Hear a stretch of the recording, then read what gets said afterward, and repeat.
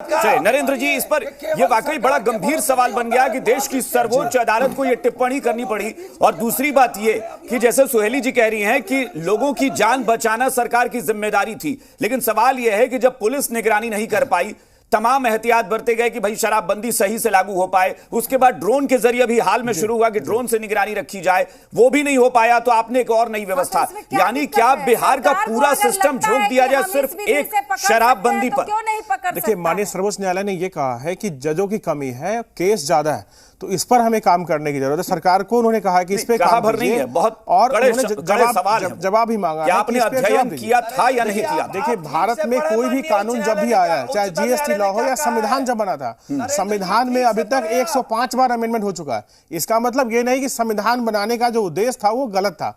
उद्देश्य शराबबंदी कानून का बिल्कुल सही है, सब लोग सहमत है इससे। कानून में थोड़े बहुत सुधार की जरूरत है और उस पर काम करने की जरूरत है।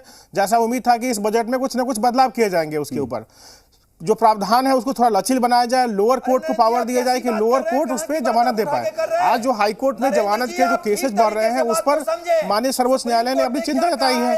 और जजों की संख्या सिर्फ शराब की वजह से नहीं, जजों की संख्या हर एक राज्य में कम है। लेकिन केसेस तो शराबबंदी के बहुत आगे हैं ना जी, बिहार में आए हैं शराबबंदी। वर्क लोड, आप एक लिमिट से ज्यादा केसेस हो जाएंगे तो फिर लोड बढ़ेगा ना।